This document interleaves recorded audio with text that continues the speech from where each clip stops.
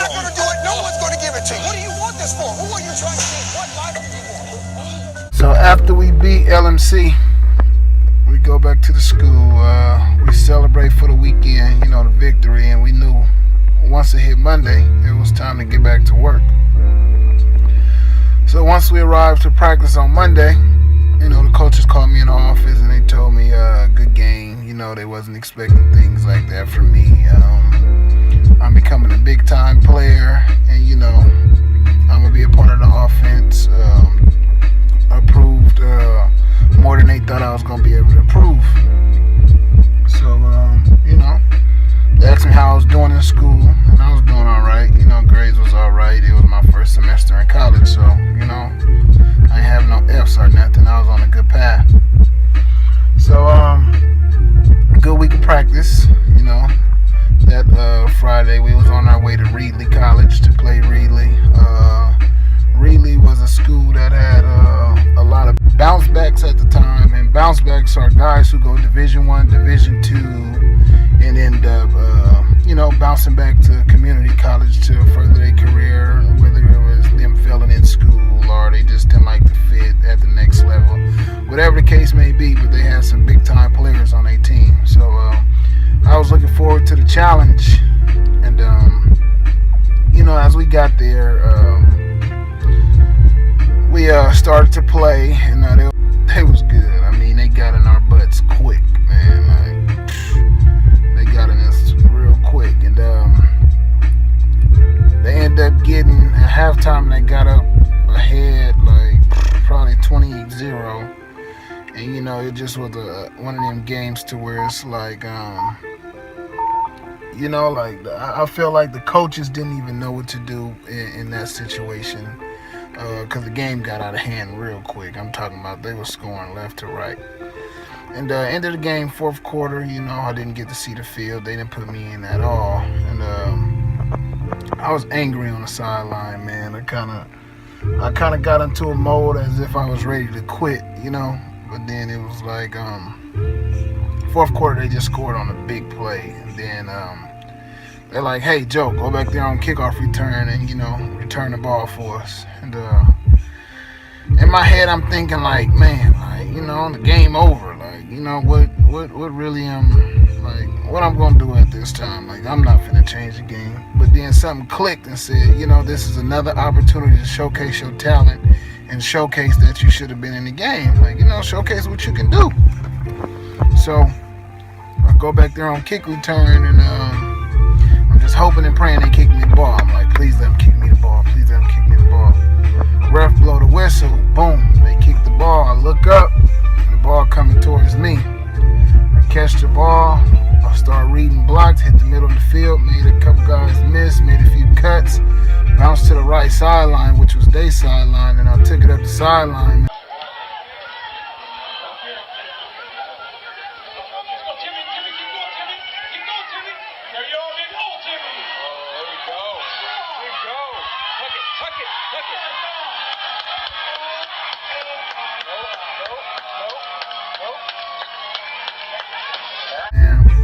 And the guy, I felt him behind me. He dove at my feet and he missed. And after that, I was just in cruise control to the end zone, and I scored. And that was one of the two of the touchdowns we scored. We was losing real bad. I couldn't celebrate because it would have been kind of selfish to celebrate at that time due to the fact that we was losing, and so I didn't feel no need to celebrate, but I felt like I proved myself, and that they should start dealing with the kid, man. Put me in the game, man. But after the game, coaches give their speech on what we need to work on and things like that. And long ride home, man, it was just real quiet on the bus. We arrived back at the school, nobody talking. Everybody part ways, and a real big loss for us. So everybody just went home, and I just was like, man, I just feel like it's nothing I can do to, get these coaches to play me, man. I don't understand what it is. So I talked to my dad a few times, and he like, hey man, finish the season strong. You always got next year and things like that. So basically, that was my freshman year, and that's just how things played out, man. It was just I get in every now and then, score, make some big plays, but I never got to start my freshman year. Didn't get too much PT, and I was discouraged after that season, man. I knew I wasn't coming back, man. I was done. I just was at a point in my life to when I was like, hey, football's not for me. Like, I'm done with it. I didn't like how they treated me. It was no reason to go back. And I just was over the football situation. So, we had a break from football for a while, and then spring ball came up, and I was in and out of practice. I wasn't coming. I wasn't consistent. I just didn't trust the coaches in their word. Like, you know what I'm saying? So I just was in and out of practice, late to practice, wouldn't come to practice, half-ass practice. I had a real attitude at the time. I had an attitude problem, man. I was, people say I was spoiled, but I don't think I was spoiled. I just was, I was a young man trying to grow into a man. So, I wasn't making the best decisions in life at the time. But, spring ball was over, and around the summer hits, boom, we get some crazy news, man.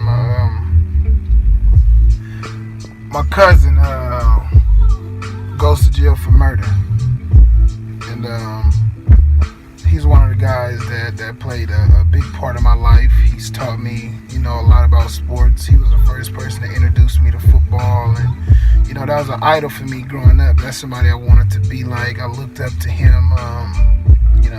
I remember our Brookfield days when we would be in front of the house at my Uncle Eric's house. We'd be in the front just playing football, and he's showing me certain things. And sometimes we go to Hayward, and we'd be at my granny house, and we'd get in the grass. Him and Norman would be showing me how to tackle and things like that. And my cousin Eric, he went to jail for murder, and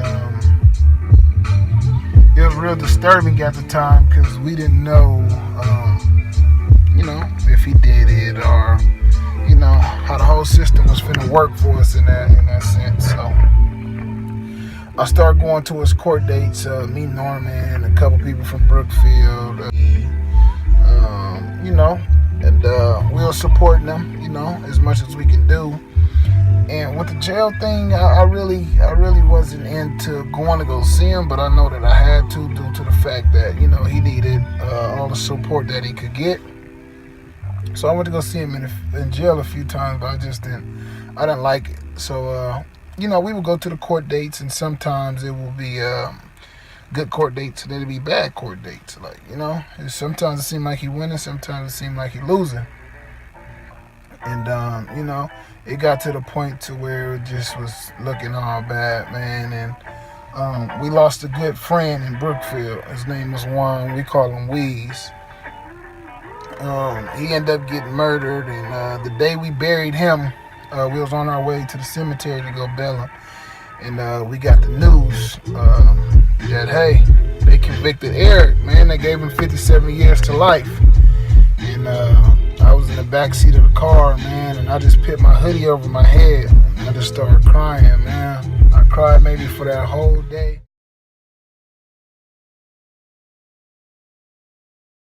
I met up with my dad, and we just cried together, man. And he just was saying he feel like it's his fault, he should have been a better role model in his life. He should have been more involved, but you can't really fault yourself for decisions of others. Like, you know what I'm saying? So I feel like he did a good job, and I thank Eric for everything he's done for me, and truth be told, I believe he's coming home. Like, everybody make their mistakes. I'm not saying he did it, I'm not saying he didn't, but I just feel like God has a better plan for him.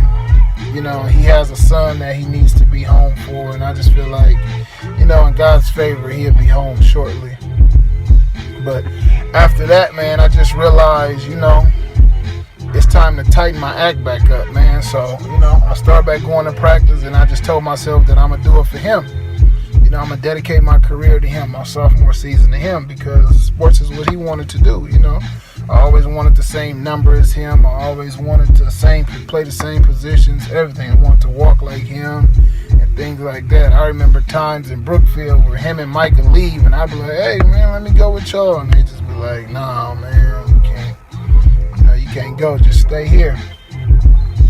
So I decided to, dedicate my sophomore year to him. My cleats had Eric Houston on the back.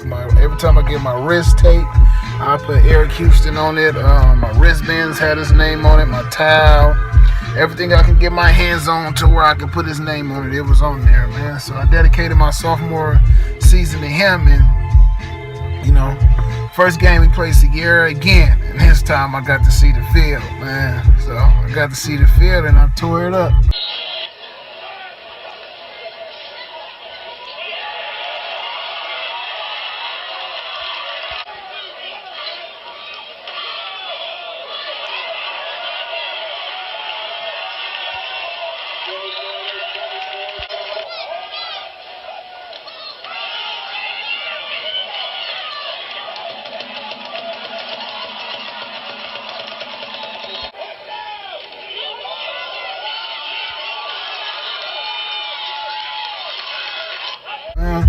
Had some big plays, I had the crowd into it, and it was an exciting game. And we actually beat him this year. So second year we beat Sierra. And it was real big for us, man. The coaches was real proud, and they was like, hey, man, we should have played you last year against these guys. You never know what could have happened. And, I just brushed that off. I didn't really, dig too deep into that, so I just let that be.